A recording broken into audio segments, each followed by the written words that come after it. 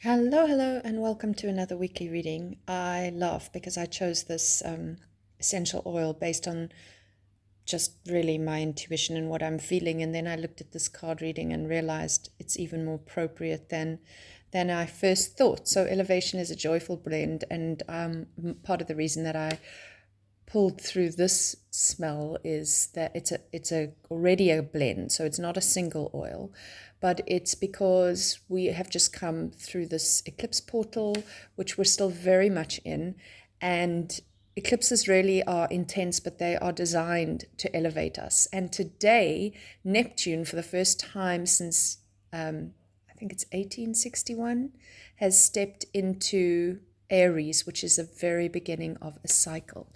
Also brought in a little dragon, because you know how I do love a dragon, and especially in Eclipse Portal, and a couple more beautiful Kundalini citrines. And then this is a Shiva Lingam, which is a naturally rolled river stone.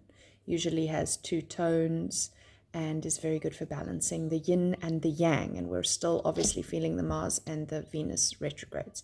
So remember to pick a card between 1 and 4, and we'll dive into the reading in just a second. But just to remind you, tomorrow on April Fool's, I will be giving away, not a joke, not an April Fool's, more of an homage to Joseph Campbell's Hero's Journey, which starts as the Fool card in the Major Arcana. I will be giving away a free 90-minute session. So if you haven't already entered, please check out my Instagram post from last week and you will see the giveaway post, and you have to follow the steps, and it's the last day for that, so please jump into that if you'd like to win.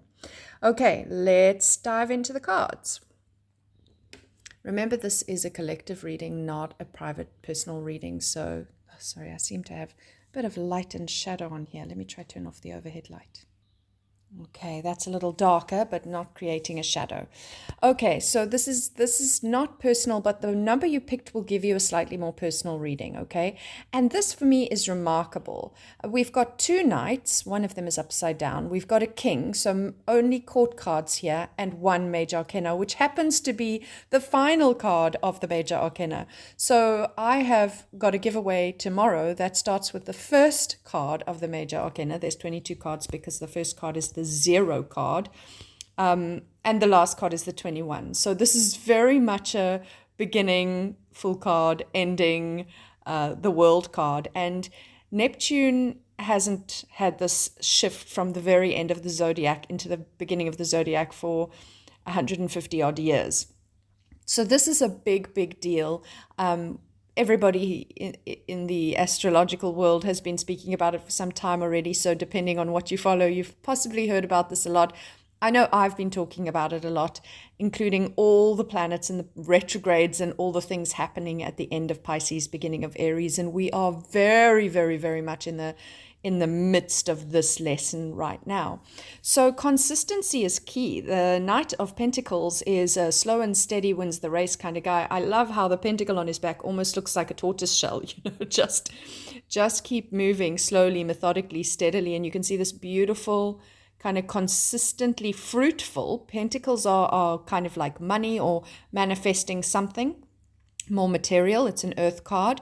So you can see this constant fruitfulness that follows him and this energy stream.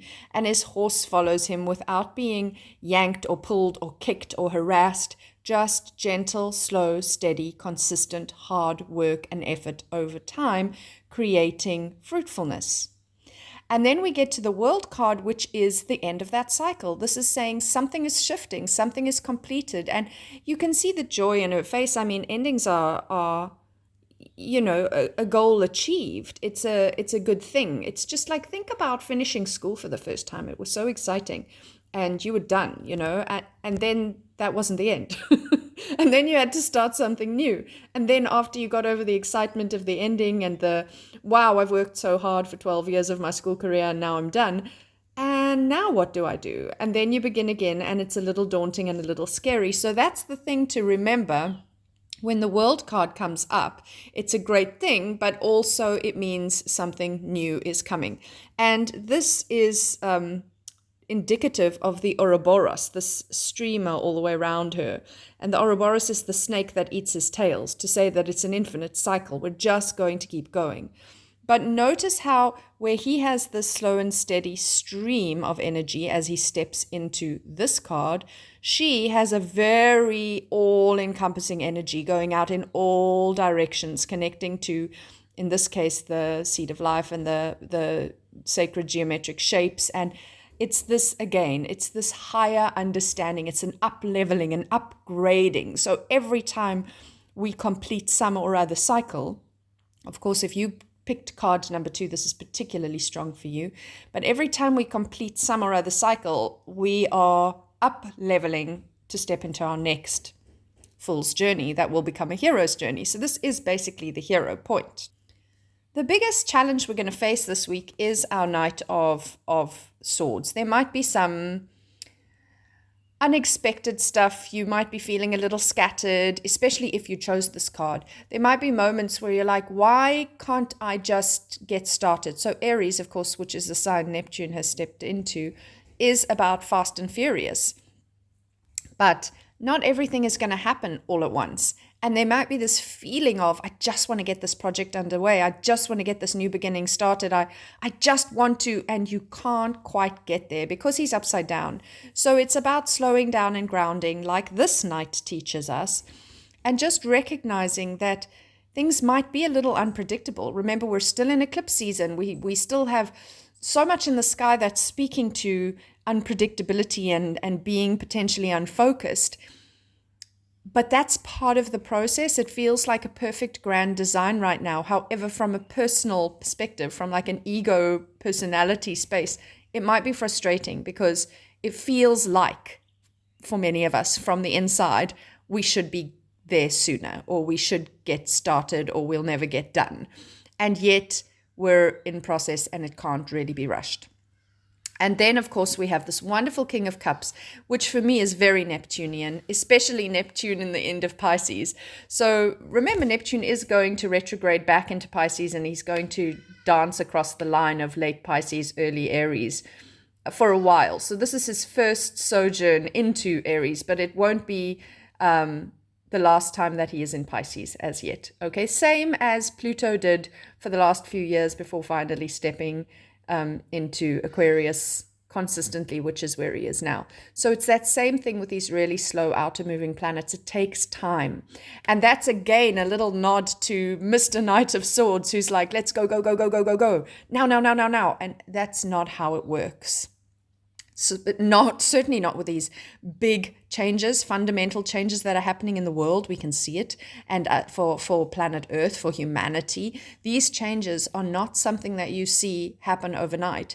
They happen over time, and oftentimes with challenging things that come up to force the change, right? Anyway, the King of Cups is an extremely wise, emotionally intelligent, mature guy. So he's gotten to that point where he's had enough life lived. Think about those slow moving planets that have done this before, but it's taken, let's talk Neptune, 150 odd years to get all the way around the wheel. So this is not his first rodeo, and he is prepared to take all the time that he needs, but he's seen so much. And this is why we always hear those adages, which are so irritating when you're young, and then you realize as you get older how real they are, that wisdom comes with age and maturing over time. When you're a young person, you think, what do people know anyway? But then you start to recognize how much we learn from experience, from having lived some in various different situations. And that's very much the energy of the King of Cups. He is patient. He is compassionate to the youth, the exuberance of youth that wants to get it done sooner, because he knows that in the end of the day, you can run at something, but you're going to probably have to do it again, or you're going to realize you ran so fast you didn't do due diligence and you ran down the wrong path. And now you not only have to go backwards, retrograde planets, but you have to change direction as well. So he is very calm, steady, stable, emotionally intelligent, also emotionally sensitive and intuitive and compassionate and kind. And he's holding that energy of Neptune having completed an entire cycle around the zodiac and recognizing that, yep, I'm ready to start again, but also I'm just working through the last processes of my last cycle, which is the ending that he's still going to be dancing with in Pisces for the next little while. I think it's only next year. Oh, I can't remember the month now.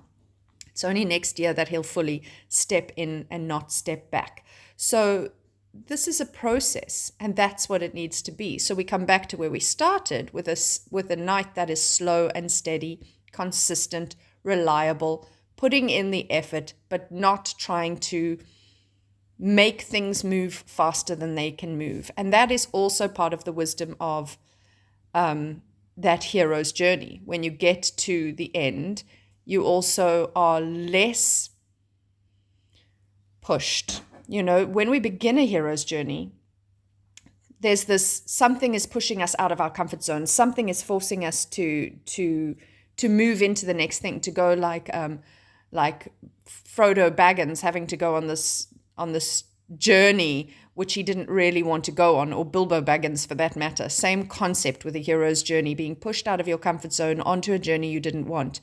But like I say, that is also where this card is going to lead us. So right now we have this pausing moment, and the right now might be a slowish right now, where there are moments where we're in the pause of the, I've accomplished something big and I don't need to race home. I can walk home. I'm not being chased anymore by whatever it was that was chasing me, so I could keep the ring safe, so to speak.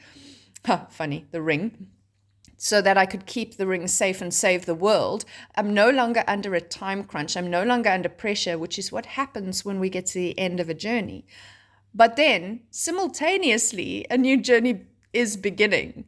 And so it's like, which part of that are you going to tap into? Are you going to tap into the angst of needing to jump right back on your horse and gallop out to find the next journey, the next adventure? Or are you going to just recognize that slow and steady wins the race, and this is not a time that you have to race off? Rather be very present for all you have accomplished, for all that has brought you to this point in who you are, the challenges, the triumphs, all of the things, because that's where you can do the integration, the healing, become that wise, well-healed future ancestor for your family lineage. Okay, I hope this has been helpful. This is going to be a big week with the feelings that we're having now of Neptune in Aries for the first time, starting to show us what that journey is going to be like. And Neptune takes about 14 years in a sign. So, you know, we're going to be here for a while once he finally steps into Aries full time. So sit with it this week. Notice how you're feeling. We also will have first quarter this week. We're also integrating the eclipse cycle, and don't forget that giveaway. Go and enter. You've got to enter to win. Okay, lots of love to everyone. Thanks for watching. Thanks for your likes, shares, follows, and subscribes.